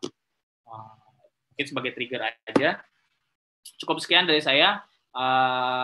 Sangat menunggu untuk bisa berdiskusi dengan teman-teman. Terima kasih. Assalamualaikum warahmatullahi wabarakatuh. Waalaikumsalam warahmatullahi wabarakatuh. Terima kasih kepada Bang Ali Abdillah telah berkenan untuk memberikan pemaparan yang sangat luar biasa. Dan sebelumnya saya ingatkan kembali kepada para peserta untuk nama peserta disesuaikan dengan format tata tertib ya. Kemudian mari kita lanjutkan ke pemaparan selanjutnya, pemaparan terakhir dari narasumber, yaitu kepada Bang Fadli Ramadhanil. Ya, langsung ya. Sudah siap. Baik, Bang. Untuk waktu sekitar 15 menit ya, Bang Fadli, maksimal. Ya, Baik, terima silakan. kasih banyak Mas Panji, selaku moderator acara kita, Kang Bagja yang saya hormati, senior saya, Mas Ali Abdillah, dan teman-teman yang mengikuti diskusi pada Minggu ya sekarang ya, Minggu sore hari ini. Emang gampang lupa hari ya? Iya, itu kita mengingat hari sejak pandemi ini. Nah, saya hanya akan terbatas bicara kepada beberapa hal saja karena topiknya sangat spesifik soal menyiapkan dan menjaga proses sengketa pilkada di tengah kondisi pandemi. Nah, pertama sebagai pengantar, kejadian proses pendaftaran calon kepala daerah di beberapa wilayah terjadi di Kota Binjai, apa yang terjadi di beberapa daerah yang lain, termasuk juga di Solo, di Medan, dan beberapa tempat, adanya ketidakpatuhan terhadap protokol kesehatan, menghindari arak-arakan yang sepertinya itu banyak dilanggar. Ini penting untuk menjadi alarm bagi teman-teman penyelenggara, teman-teman penegak hukum, agar peristiwa ini tidak terulang lagi. Nah, karena kalau tidak hati-hati betul ya dengan protokol kesehatan, tidak hati-hati betul kemudian untuk menindak tegas pelanggaran-pelanggaran terhadap keharusan menjaga jarak, kemudian tidak bergerombol, saya memang agak khawatir kalau memang pilkada ini bisa jadi titik penyebaran baru dalam pandemi COVID-19. Nah, untuk mewujudkan ini memang tidak cukup kepada teman-teman KPU dan Bawaslu saja. Kolaborasi dan kesepahaman dengan pemerintah daerah, dengan aparat penegak hukum yang lain menjadi sangat penting untuk mewujudkan agar penyelenggaraan pilkada ini dilaksanakan betul-betul dengan protokol kesehatan yang ketat, dan kalau ada yang main-main dan tidak mematuhi itu, ada konsekuensi yang konsisten dan tegas mestinya menurut saya. Agar ada pembelajaran juga bagi semua, terutama bagi pemilih. Nah, pemenuhan protokol kesehatan ini akan sangat berkaitan juga dengan tahapan pilkada yang sebentar lagi mungkin akan banyak diajukan, dan tentu ini menjadi sebuah tahapan yang sangat krusial khususnya bagi teman-teman di Bawaslu dan teman-teman di pengawas pemilu. Saya mungkin agak sedikit menarik kepada hal yang sangat teoritik dan konseptual, bahwa penyelesaian sengketa pemilu atau sengketa pilkada, khususnya dalam tahap proses pencalonan, menjadi hal yang sangat krusial. Ini menjadi hal yang sangat krusial bagi partai politik, hal yang sangat penting bagi calon kepala daerah atau bakal calon kepala daerah, termasuk hal yang juga sangat urgent bagi pemilih. Bagi partai politik, tahapan pendaftaran calon dan tahapan sengketa akan sangat menentukan apakah bakal calon atau aktor yang mereka usung sebagai kepala daerah itu bisa memenuhi syarat atau tidak. Nah, ini akan sangat menentukan ketika proses sengketa diajukan ke Bawaslu, dan nanti Bawaslu akan menerima, memeriksa, menilai, lalu memutus permohonan sengketa tersebut. Jadi proses sengketa ini akan sangat menentukan apakah calon atau bakal calon yang diajukan oleh partai politik betul-betul nanti bisa mengikuti kontestasi atau tidak. Dia bisa lanjut berkampanye, dia bisa lanjut untuk dipilih dalam proses pemungutan suara. Proses sengketanya akan sangat menentukan. Bagi pasangan calon atau bagi bakal pasangan calonnya tentu jauh lebih penting lagi. Ini pertaruhan awal nasib kontestasi mereka. Tentu saja kalau dalam konsep atau dalam tahapan sengketa kita hanya akan bicara bakal calon yang kemudian mengajukan sengketa ke pengawas pemilu karena mereka dinyatakan tidak memenuhi syarat. Nah, bagi calon ini akan sangat menentukan sekali. Tahapan sengketa lah yang kemudian akan menentukan apakah mereka tetap bisa lanjut nanti berkampanye, mereka bisa lanjut untuk proses pemungutan dan penghitungan suara. Hampir sama lah dengan kepentingan partai politik. Nah, bagi pemilih, hal ini juga menjadi sesuatu yang menjadi sangat serius untuk diperhatikan. Karena dalam proses sengketa ini, pemilih akan mendapatkan gambaran sebetulnya nanti yang akan dipilih pada hari pemungutan suara ada berapa calon. Nah, apakah calon yang kemudian sudah mereka kenali, sudah mereka coba cari tahu, kemudian mereka cari informasi terhadap calon, atau mungkin bahkan mereka sudah berkomunikasi dengan calon tersebut, akan ditentukan nasibnya dalam proses sengketa ini. Jadi memang ini proses yang sangat menentukan. Makanya tahapan sengketa pemilu itu adalah bagian yang sangat menentukan dari mewujudkan keadilan pemilu dalam sebuah indikator pemilu yang demokratis. Nah, perspektif utama dari konsep keadilan pemilu ini adalah menjamin untuk memastikan hak pilih warga negara terlindungi. Ini konsep yang sangat penting dalam proses sengketa. Nah, terkait dengan mekanisme penyelesaian sengketa, karena yang paling dekat kita spesifik bicara sengketa pencalonan ya, mekanismenya kan sudah diatur sedemikian rupa. Hukum acaranya juga sudah diatur sedemikian rupa. Tapi muncul pertanyaan bagaimana kalau ini dilaksanakan di tengah kondisi pandemi. Nah, ini kan yang menjadi pertanyaan serius dalam diskusi kita hari ini. Saya mohon maaf tadi terlambat dan mungkin tidak sepenuhnya saya menyimak apa yang disampaikan Kang Bagja. Tapi menurut saya proses dan tahapan sengketa tentu adalah satu tahapan yang mesti memastikan pula protokol kesehatan dapat dipenuhi. Ini akan menjadi sangat menentukan mulai dari pembaharuan dan penyesuaian terhadap hukum acara, pembaharuan dan penyesuaian terhadap proses pemeriksaan, dan termasuk juga penyelenggaraan persidangan. Nah, dan yang paling penting juga adalah ketika ada pembaharuan terhadap mekanisme hukum acara, mekanisme persidangan, mekanisme pembuktian, dan dalam titik itu yang paling dibutuhkan sebetulnya adalah adaptasi dari personil teman-teman pengawas pemilu dan persiapan infrastruktur yang matang. Nah, adaptasi ini menjadi sangat penting karena ketika ada penyelesaian sengketa yang dilaksanakan di tengah kondisi pandemi, ada protokol kesehatan yang harus diikuti.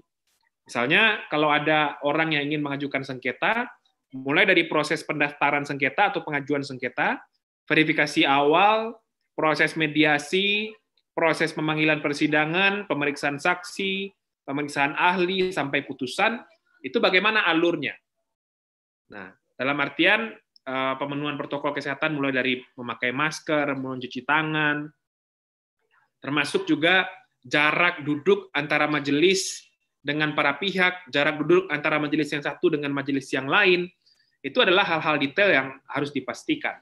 Ini kita bicara dalam tataran persidangan dilaksanakan secara offline ya. Nah, termasuk juga nanti concern-nya soal waktu. Karena proses penyelesaian sengketa pencalonan ini berbatas pada waktu, karena dia berkejaran dengan tahapan pilkada setelahnya, sementara persidangannya harus dilaksanakan juga di tengah kondisi pandemi, tentu tidak boleh proses pengumpulan orang atau orang bergerombol dalam jumlah banyak di satu kesempatan yang sama harus dibatasi. Nah, kalau ada 10 saksi atau 7 saksi yang diperiksa dalam satu hari misalnya, tentu ini harus dibagi.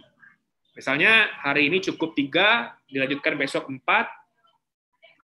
Ini hal-hal yang harus diperhatikan terkait dengan concern waktu. Nah, kalau kita bergeser dengan gagasan untuk melaksanakan persidangan secara online, ini tentu juga kita akan bicara soal infrastruktur. Dan tentu kita semua harus menyadari bahwa ada infrastruktur teknologi informasi yang tidak merata di semua wilayah, khususnya wilayah yang menyelenggarakan pilkada di 270 daerah di pilkada 2020 ini. Dan tentu saya yakin Kang Bagja dan teman-teman di Bawaslu sudah punya peta yang sangat cukup, daerah-daerah mana saja yang kemudian bisa menyelenggarakan persidangan secara online, atau mana daerah yang tidak bisa menyelenggarakan persidangan secara online. Termasuk juga pembaharuan di dalam mana tahapan-tahapan persidangan yang kemudian bisa dilaksanakan secara online atau mana yang harus dilaksanakan secara offline. Nah, peta itu menurut saya harus betul-betul dirinci agar kemudian tidak terjadi kendala dalam proses penyelesaian sengketa. Dan yang kedua, tidak terjadi kendala dalam pemenuhan protokol kesehatan. Dan yang ketiga, ada kepastian perlindungan hak pilih warga negara dalam upaya hukumnya ketika mengajukan sengketa. Jadi 3 ini menurut saya yang jadi tantangan bagi teman-teman Bawaslu. Pertama, memastikan hukum acara penyelesaian sengketa ini betul-betul memberikan jaminan perlindungan terhadap hak warga negara, khususnya untuk hak pilih. Yang kedua, proses penyelesaian sengketa ini betul-betul dilaksanakan dengan protokol kesehatan yang ketat. Dan yang ketiga, kalau kemudian dilaksanakan dengan metode-metode yang kemudian diadaptasi dengan pembaharuan di kondisi pandemi, dalam artian dilaksanakan secara online atau virtual, sudah ada mekanisme atau kerangka hukum yang cukup dan infrastruktur yang memadai. Dan kalaupun tidak semua bisa melaksanakan secara virtual, mesti ada pemetaan yang cukup untuk membaca dan melihat situasi di masing-masing daerah. Karena Mas Panji sudah lihat jam, saya berhenti sampai di sini. Dan nanti mungkin kita bisa lanjutkan dalam proses diskusi. Terima kasih. Assalamualaikum warahmatullahi wabarakatuh. Baik, terima kasih kepada Bang Fadli Ramadhanil telah memberikan paparannya. Maka dari itu, kita masuk ke sesi tanya jawab. Sebelum kita masuk sesi tanya jawab oleh peserta, saya katakan dulu terlebih dahulu untuk peserta menyesuaikan format daripada peserta, yaitu nama, _institusi, dan _pertanyaan ya. Untuk termin pertama, saya buka untuk 3 pertanyaan pertama ya. Bisa saya ambil dari Zoom, chat Zoom, maupun dari chat live streaming di Komisariat FAUI. Sebelumnya untuk Bapak-Bapak sekalian, atau Abang Bagja maupun Bang Fadli atau Bang Ali, saya mau tanya satu hal. Mungkin ini terkait solusi yang lebih aplikatif dan lebih solutif dengan keadaan pandemi saat ini, yaitu menurut Bapak atau Abang-abang sekalian, kira-kira bagaimana solusinya jika pilkada tetap dilaksanakan tahun ini? Dan jika tidak, bagaimana dan kenapa seperti itu? Mungkin dari Bapak atau Abang Bagja bisa menjawab.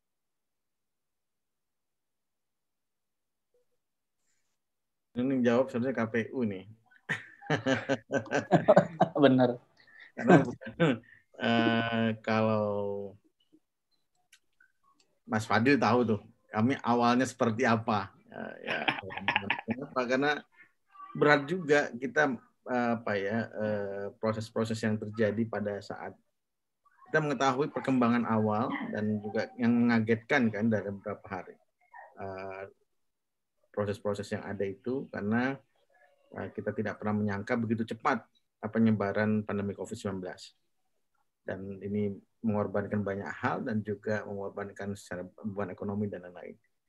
Nah, dari yang pertama adalah akan banyak nanti yang selalu diinginkan pemerintah ya, akan banyak PLT atau PJS dalam pemerintah daerah. Karena hampir 70% itu daerah yang 270, 80% lebih ya, daerah yang akan pilkada ini masa jabatan kepala daerahnya ya pada Februari 2020 ya, Februari 2020. Jadi kemungkinan akan banyak PJS. 2021, Februari 2021. Jadi harus dilaksanakan pada tahun 2020 ini. Kemudian karena PJS tidak bisa mengambil kebijakan strategis, memang akan terjadi stagnasi dalam pembangunan. Kenapa? Karena para PJS itu dalam konteks hukum administrasi daerah dan hukum juga hukum tata negara tidak bisa mengambil kebijakan-kebijakan strategis yang membutuhkan kepala daerah yang bukan PJS. Dan kemudian yang kedua adalah pandemi ini tidak selesai, kapan selesainya tidak ada yang tahu. Walaupun Bawaslu pada awalnya berpendapat ya, kami menyatakan kalau 2021, September 2021, pilihan kami adalah September 2021, Bawaslu pada saat itu. Pilihan waktu yang dipilih oleh Bawaslu. Karena ada tiga alternatif waktu yang diberikan oleh teman-teman KPU ya. Pertama adalah Desember 2020, Maret 2021, dan September 2021. Kami lebih memilih September 2021. Kenapa September 2021? Kita sudah punya pengalaman, sudah punya kebijakan infrastruktur hukum yang tidak diburu-buru. Sehingga kemudian kalaupun nanti ada perubahan, ada perpu itu bisa semuanya. Kalau sekarang teman-teman lihat ya undang-undang pemilihan dan itu berbeda jauh dengan undang-undang pemilu. Kenapa berbeda jauh? Karena segi kewenangan, kemudian juga ada beberapa pengaturan yang berbeda, dan juga proses-proses yang ada lebih jelas undang-undang pemilihan umum daripada undang-undang pemilihan. Oleh sebab itu diperlukan adanya perubahan yang agak lebih sistemik dalam undang-undang pemilihan untuk menyesuaikan karakteristik dan spirit undang-undang pemilu tahun 2017. Nah, itu yang harus, kalaupun terjadi perpu itu harus tidak hanya 3 pasal dan disisip-sisipkan. Jadi bisa kemudian lebih sistemik ya perubahannya. Dan kemudian penyiapan PKPU-nya juga agak bisa kemudian lebih mendengarkan banyak ini publik dan juga tidak error-nya tidak terlalu banyak. Jadi harus bisa kemudian memantau proses-proses yang ada pada pandemi COVID-19 ini. Dan kemudian itu karena tidak jelas kapan selesainya. Ya, itu yang kemudian dan kemudian juga adalah ini bisa mengacaukan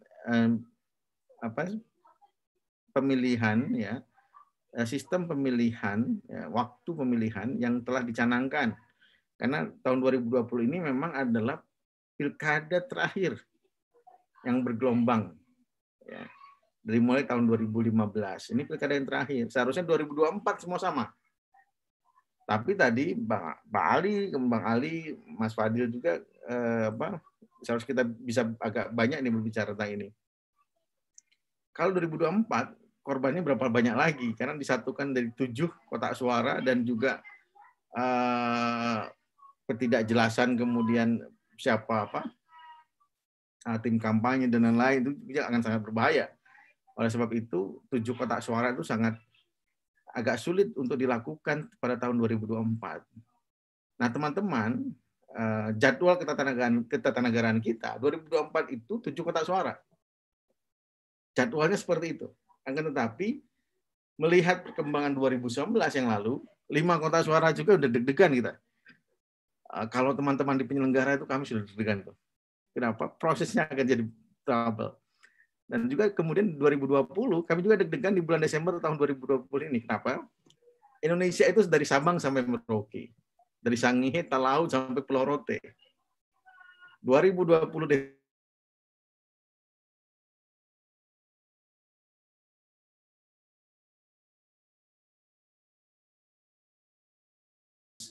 gelombang bisa 3 meter, dan itu agak sangat sulit untuk distribusi logistik.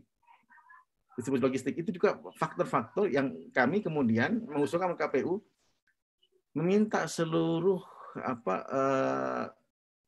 alat transportasi yang digunakan oleh teman-teman militer dan kepolisian untuk dipakai dalam penyebaran distribusi logistik agar tidak juga terjadi permasalahan distribusi logistik pada tahun 2019 yang lalu. PR kita pada 2019 yang lalu terlambatnya pembukaan TPS dan karena apa? Karena distribusi logistiknya bermasalah salah satunya. Nah, itulah harus kemudian menjadi review terhadap pemilihan tahun 2020 ini walaupun tidak sebanyak distribusi logistiknya tidak sebanyak pemilu tahun 2019.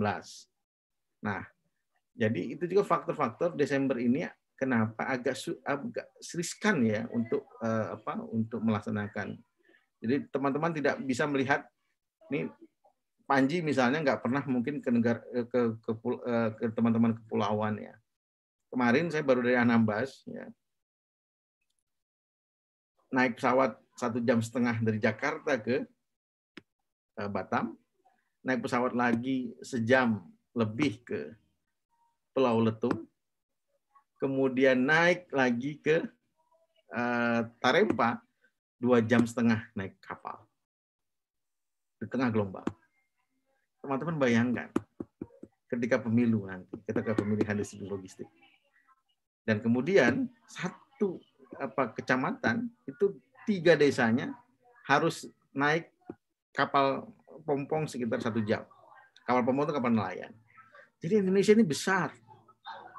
Jadi kalau maulah dilihat deg-degannya hati kami, jantungnya Bawaslu ini ya, kalau dibuka deg-degan ini kita ini. Kenapa? Karena 2020 ini pada saat pandemik ini sekarang juga ada sebagai inilah ada teman-teman penyelenggara juga yang terkena positif COVID-19 di salah satu kabupaten kota. Sudah besar Mas Fadli, ini sudah sekitar 30 orang. Bawaslu sendiri sudah positif, sudah positif COVID, sudah di-swab. Sebentar lagi saya minta untuk di-publish lah. Agar kenapa? Agar menjadi review buat kami bersama untuk hati-hati agar protokol COVID-19 juga tetap dipatuhi.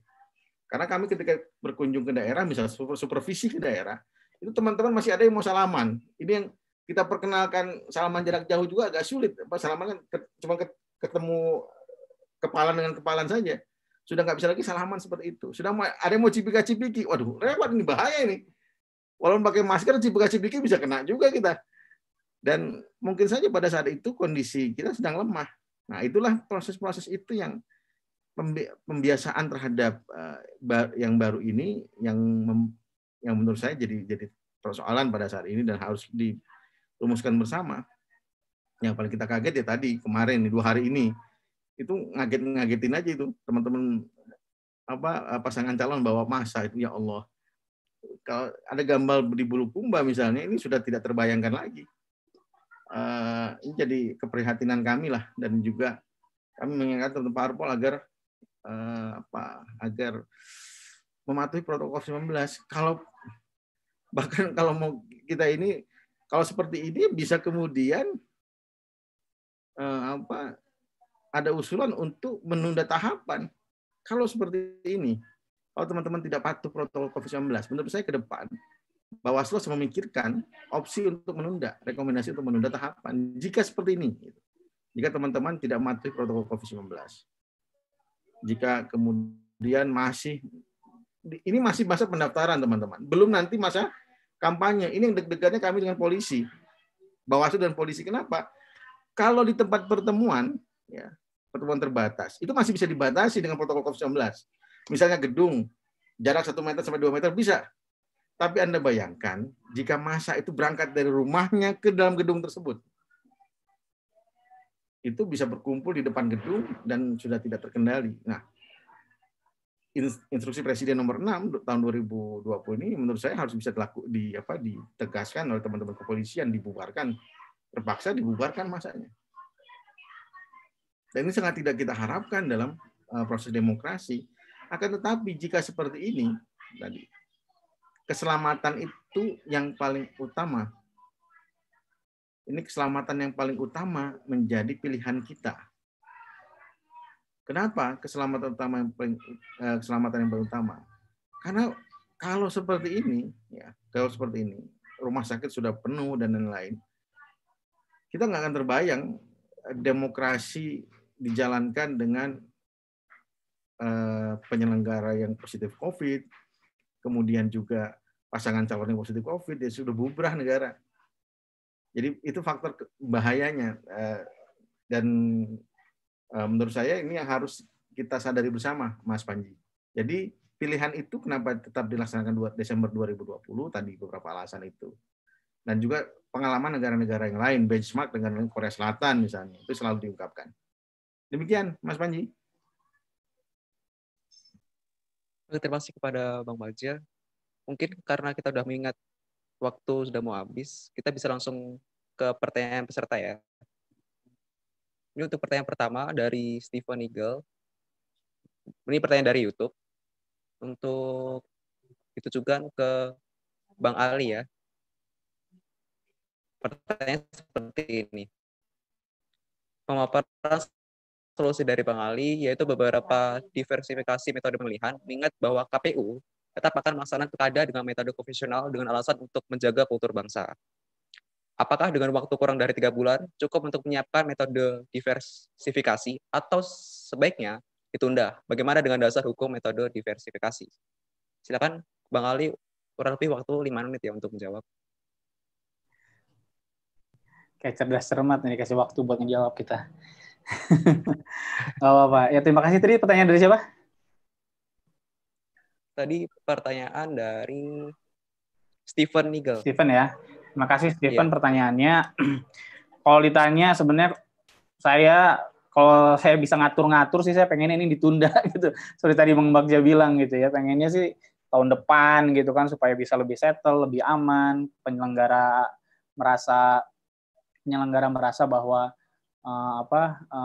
penyelenggara bisa merasa aman, pemilih bisa merasa aman, berkualitas lah pemilunya gitu. Kalau memang pada akhirnya persiapannya panjang gitu kan. Seperti tadi Bang Bagja bilang, infrastruktur hukumnya juga bisa kita persiapkan gitu ya.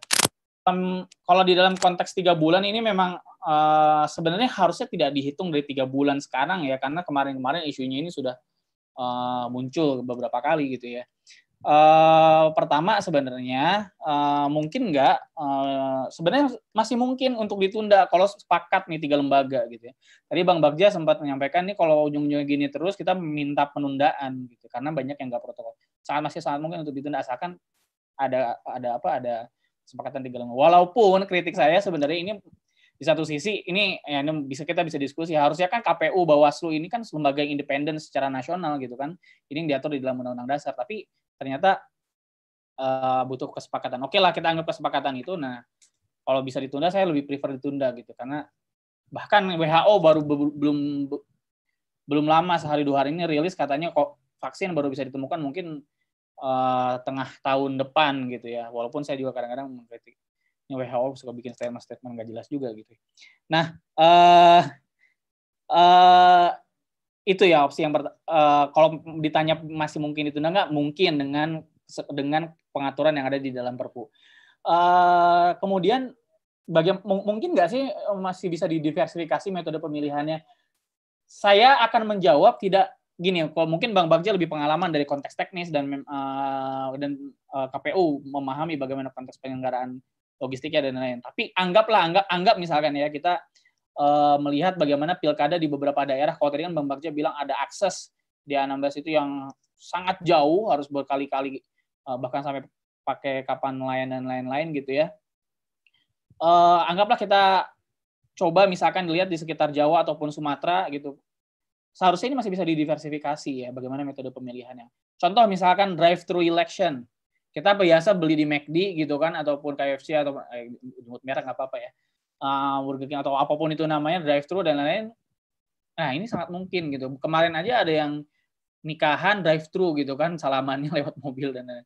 Nah, sebenarnya saya pikir ini kan hal-hal yang memang pada akhirnya dituntut KPU ini berpikir kreatif bagaimana pelaksanaan ini bisa menjadi aman gitu ya. saya kalau mau boleh usul sebenarnya saya bakal ingat Korea Selatan. Jangan ya udah kita tiru bagaimana pelaksanaan pemilu di Korea Selatan dan lain. Ada prakondisi Korea Selatan sehingga pada akhirnya bisa sukses menyelenggarakan pemilu di tengah era pandemi. Itu prakondisinya adalah kurvanya sudah menurun dan pemerintahnya sudah begitu tanggap, datanya bisa dipertanggungjawabkan dan lain-lain. Sekarang saya mau nanya deh sama teman-teman semua yang ada di sini.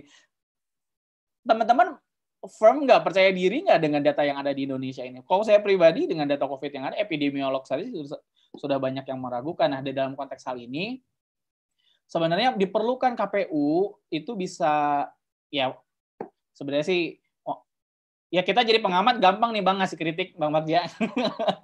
Tapi harusnya kalau kita, ya saya sebagai masyarakat gitu kan, pengamat gitu, melihat bagaimananya, seharusnya ketika memang semua kebijakan gitu dikeluarkan research based policy gitu ya, mendengarkan masukan dari epidemiolog gitu ya, ahli-ahli kesehatan masyarakat, mendengar masukan dari para dokter dan lain-lain, maka pembuatan kebijakan peraturan KPU itu bisa harus lebih holistik, tidak cuma protokol kesehatan yang dikecualikan untuk bisa diwakilkan hanya yang misalkan demamnya di suhu tubuhnya di atas 37,3 derajat Celcius. Padahal kan seperti tadi saya bilang, ada yang namanya OTG, carrier gitu dan lain-lain. Ini yang luput dari kebijakan-kebijakan KPU gitu ya dalam hal ini. Makanya saya pikir yang simpel misalkan drive-thru itu sangat mungkin dan seharusnya tidak melanggar metode prinsip-prinsip yang ada.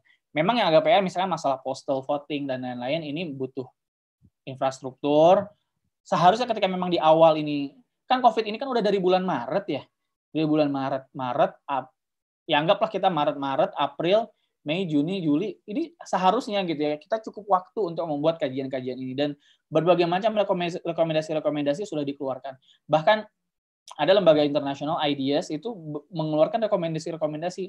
Tadi yang saya sampaikan di slide, ada asesmen resiko, dan lain-lain. Ini penting untuk itu rekomendasi-rekomendasi internasional yang terjadi di berbagai macam negara. Nah, yang penting itu memang pada akhirnya kita melihat sebagai pemilih nih ya, nah sebagai nanti yang mau memilih gitu ya, kalau di daerahnya ada yang memilih, itu juga balik lagi ke self control kita, bagaimana kita menjaga diri dan tetap melaksanakan hak-hak kita. Karena saya tetap menyarankan kalau memang jadi dilaksanakan bulan Desember, optimalkan suara pemilihan, karena jangan sampai suara-suara kita itu malah digunakan oleh orang-orang yang tidak bertanggung jawab. Ini kita pernah mendengar banyak kasus bagaimana pada akhirnya walaupun isu kita bisa memperdebatkan validitas dan lain-lain, masa penggelembungan suara dan lain-lain, ternyata surat suara bisa dipakai yang tidak terpakai. Ini kan isu-isu yang sebenarnya berpotensi minim risikonya memiliki karena di kondisi seperti ini pengawasannya menjadi sangat minim. Nah, ini penting bagi kita untuk take notes, take highlights untuk ini semua gitu ya. Nah, sebenarnya baik lagi ke KPU ya. KPU bagaimana pada punya willingness untuk bisa mungkin berkeringat lebih gitu ya, walaupun saya yakin sudah sangat berkeringat teman-teman KPU dan Bawaslu untuk bisa mungkin bagaimana mendiversifikasi ini dengan tidak melanggar prinsip-prinsip yang ada gitu. PR kita semua balik lagi kalau misalnya ada jadi TPS, jadi pengurus petugas TPS di sini bisa mengusulkan hal-hal yang tidak melanggar peraturan yang ada. Itu sih dari saya. Terima kasih. Baik, terima kasih kepada Bang Ali Abdillah atas jawabannya. Ini ada pertanyaan kedua dari Tommy Rizullah Habibi dari FHUM Bengkulu. Itu ditujukan kepada Bang Fadli ya, Bang Fadli Ramadhanil. Pertanyaan seperti ini. Bagaimana sistematika kampanye yang dilakukan oleh pasangan calon di era pandemi ini? Kepada Bang Fadli. Ya, kan memang ada beberapa hal yang coba didesain oleh KPU dalam peraturan KPU tentang penyelenggaraan pilkada di tengah kondisi pandemi atau di tengah kondisi non bencana. Nah, hal itu kemudian coba mendesain agar membatasi pengumpulan massa, mengarahkan aktivitas kampanye dengan media sosial atau infrastruktur teknologi informasi, kemudian mendesain sedemikian rupa beberapa kampanye yang berpotensi mengumpulkan orang dalam jumlah banyak, itu coba digeser. Tapi itu tidak cukup memang. Kenapa tidak cukup? Satu, dalam segi kerangka hukum, peraturan KPU itu tidak memadai untuk membatasi itu semua. Karena seperti yang tadi disinggung juga oleh Kang Bagja, persiapan penyelenggaraan pilkada di tengah pandemi ini sangat tidak ideal, jauh dari ideal lah. Jadi kalau kita cerita tarik lagi ke awal, panjang lagi ini ceritanya. Kerangka hukumnya tidak cukup, kemudian yang kedua adaptasi dari penyelenggara pemilih belum maksimal, termasuk juga soal kampanye. Nah, ada survei dari teman-teman indikator politik Indonesia ya. Survei ini seingat saya bulan Juli. Lebih dari 50% masyarakat itu masih menginginkan aktivitas kampanye seperti biasa. Artinya pertemuan tatap muka, kemudian pertemuan-pertemuan yang biasa dilakukan secara kopi darat ya. Nah, sebagian besar pemilih kemudian masih menginginkan hal itu. Nah, terjadilah kemudian titik persoalan yang saling bertemu kepentingannya, tapi justru bisa berpotensi jadi masalah. Ketika pemilih ingin adanya kampanye secara dialogis, pertemuan tatap muka, sementara ada kepatuhan terhadap protokol kesehatan yang sangat minim. Nah, KPU coba masuk mengatur itu dengan peraturan KPU, tapi nggak cukup, karena ruang kampanye, pertemuan tatap muka, pertemuan terbatas, itu masih ada dalam Undang-Undang Pilkada. Dan Perpu yang kemudian mengatur soal pilkada di tengah kondisi pandemi itu sama sekali nggak mengatur soal ini. Nah, makanya kalau saya dari awal mengatakan tidak bisa secara sederhana atau hanya bermodalkan semangat saja ingin melaksanakan pilkada di tengah kondisi pandemi. Membandingkan dengan Korea Selatan, membandingkan dengan Singapura, kondisinya sangat jauh berbeda.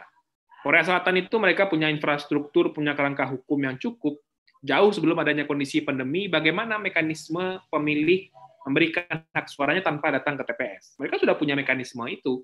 Jadi begitu pandemi datang, nah protokol itu bisa dilaksanakan. Dan pemilih pun sudah terbiasa dengan mekanisme itu. Nah, termasuk juga ketersediaan teknologi informasi yang mungkin jauh lebih baik dari kita.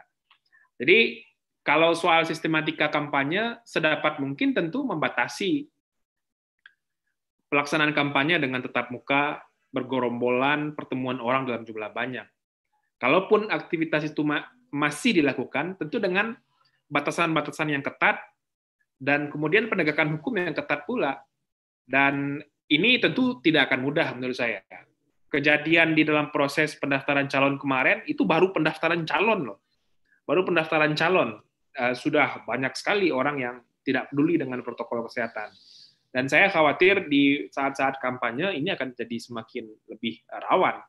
Ya semoga saja penegakan hukumnya konsisten. Saya setuju tadi dengan apa yang disampaikan Kang Bagja. Kalau memang itu masih terjadi, ya bubarkan. Nggak bisa main-main kalau soal itu menurut saya. Itu Mas Panji. Baik, terima kasih pada Bang Fadli Ramadhanil. Ini ada satu pertanyaan terakhir. Ini ditujukan untuk ke semua narasumber ya, baik ke Bang Ali, Bang Bagja maupun ke Bang Fadli. Pertanyaannya seperti ini. Ini sebenarnya pertanyaan sederhana, bahwasannya bagaimana cara untuk meminimalisir kecurangan dalam pemilu di tengah pandemi. Ini pertanyaan dari Eci, Fakultas Hukum Untirta. Silakan, mungkin bisa dari Bang Bagja dulu. Gimana pertanyaannya? Sorry, gimana pertanyaannya? Pertanyaannya seperti ini. Bagaimana cara meminimalisir kecurangan dalam pemilihan di tengah pandemi ini?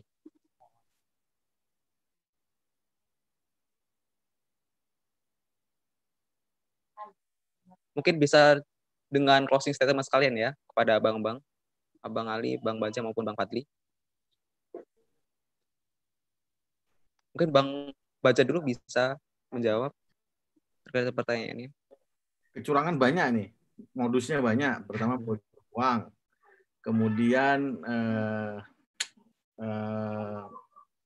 rekapitulasi yang dimanipulasi, kemudian formulir yang direkapitulasi ya, yang dimanipulasi. terjadi.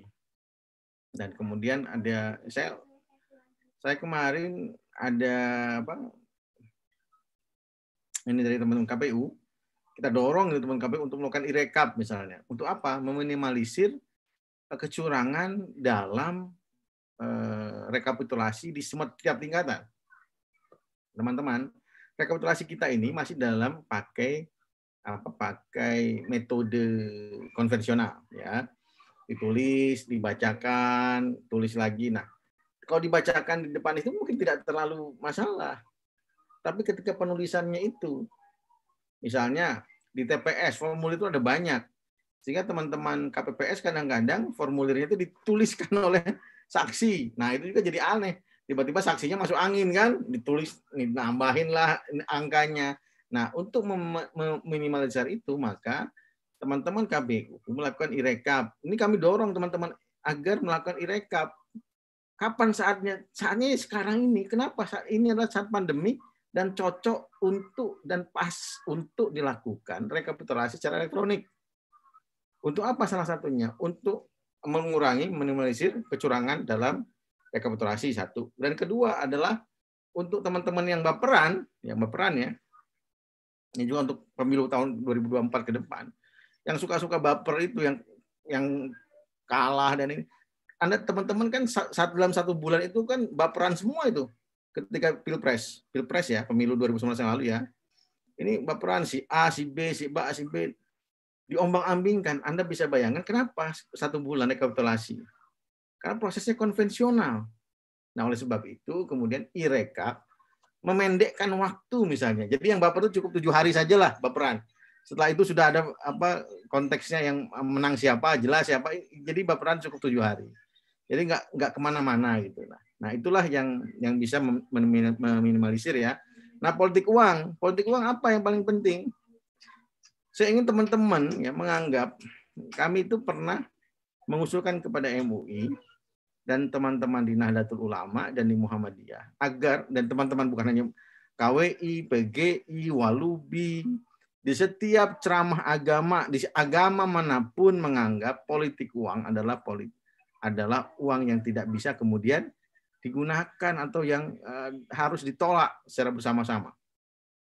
Ya. Baik dalam bentuk apapun.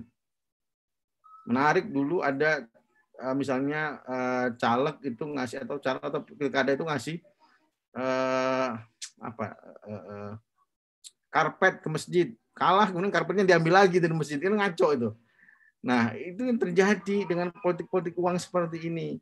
Dan misalnya sembako, jangan dianggap misalnya Panji ini transferannya kurang dari orang tuanya, tiba-tiba dapat uang dari pasangan calon. Alhamdulillah rezeki anak soleh. Nggak boleh begitu kan? Rezeki anak soleh itu rezeki anak salah itu. Nah, oleh sebab itu kita harus menganggap hal itu hal yang bermasalah. Semakin tingkat pendidikannya semakin tinggi, saya kira akan semakin baik.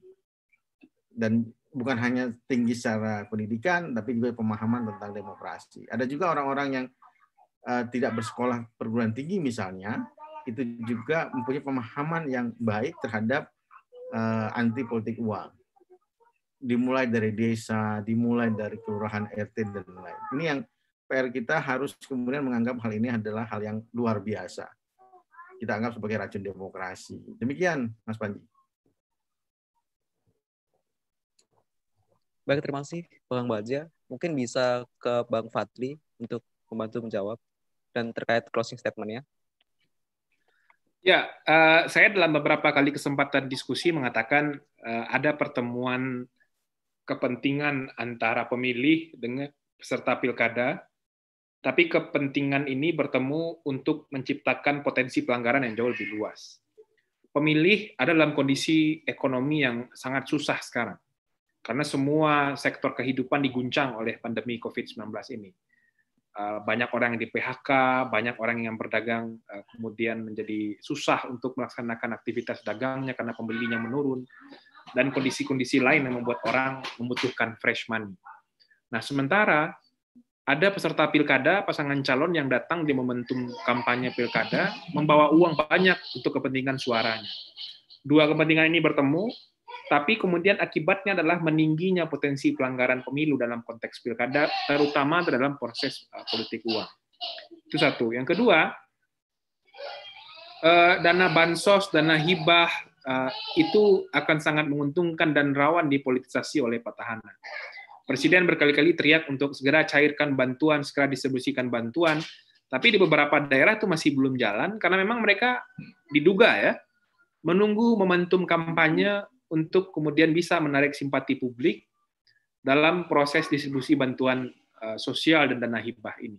Jadi saya melihat dua persoalan itu akan jadi masalah dalam proses pilkada, dan ini akan menjadi guncangan yang luar biasa terhadap integritas pilkada kalau kita tidak hati-hati menyikapinya. Itu saja, Mas Panji, terima kasih banyak. Saya senang sekali di forum diskusi ini, Kang Bagja juga, Mas Ali, dan teman-teman. Baik, terima kasih kepada Bang Fadli Ramadhani. Mungkin bisa yang terakhir kepada Bang Ali Abdillah. Ya, terima kasih. Closing statement-nya. Baik. Tadi pertanyaannya bagaimana meminimalisir kecurangan ya? Betul, Bang. Ini pertanyaan yang tidak berujung nantinya. Karena tentunya meminimalisir kecurangan ini tugas semua pihak, tugas kita. Karena sekokoh apapun, sekokoh apapun infrastruktur hukum yang dibuat, infrastruktur pengawasan yang dibuat, kalau memang pada akhirnya tidak menjadi kesadaran bersama bahwa suara kita nggak bisa dibeli dengan cuma bansos, dengan cuma 50.000 gitu ya, 100.000 gitu ya. Ya kesadaran ini penting gitu ya, bahwa suara kita itu tidak bisa dibeli, dan ini adalah bagaimana kelanjutan demokrasi kita ke depan dan kesejahteraan kita ke depan. Maka ini tanggung jawab semua pihak pada dasarnya. Jelas, sangat jelas. Seperti tadi sudah saya sampaikan di dalam presentasi saya, bahwa di masa-masa seperti ini, kemungkinan potensi-potensi kecurangan akan lebih banyak variasinya, lebih banyak modelnya, dan ini juga dituntut pada akhirnya baik pengawas pemilu, Bawaslu dan ini KPU, ini menjadi lebih ekstra.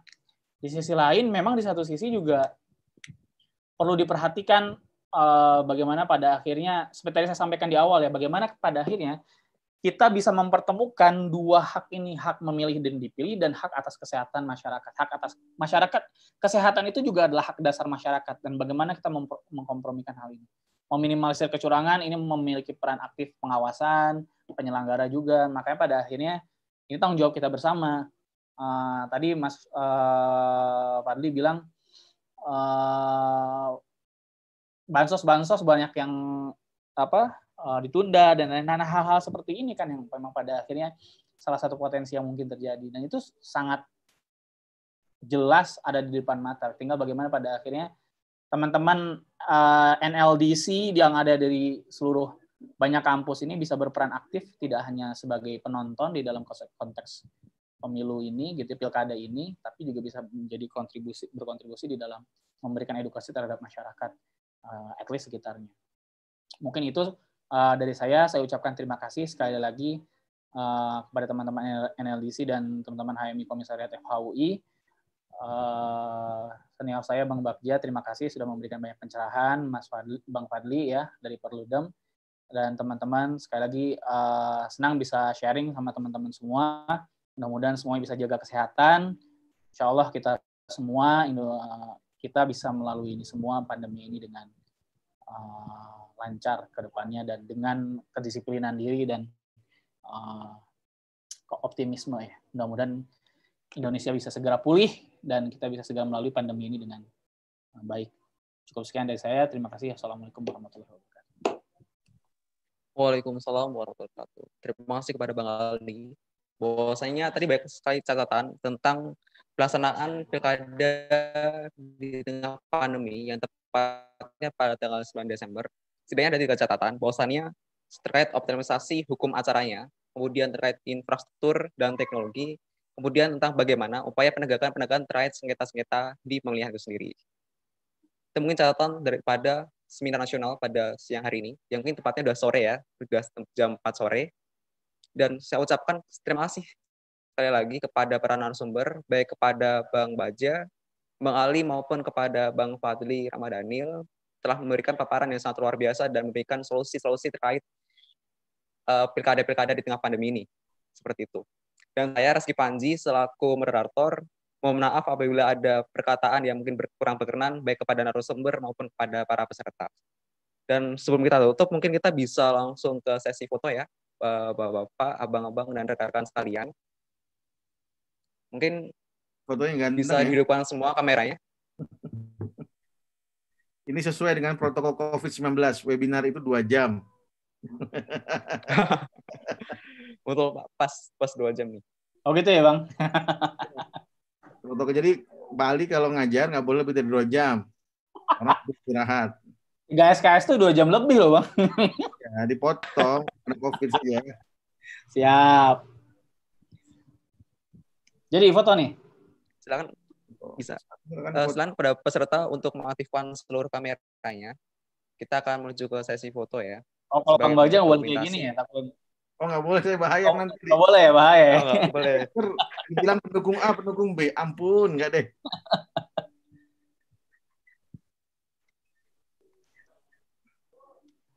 Ini kita nggak tahu kelasnya di mana ini. Kalau kayak gitu. Bisa kita mulai ya. Mungkin panitia bisa menyiapkan.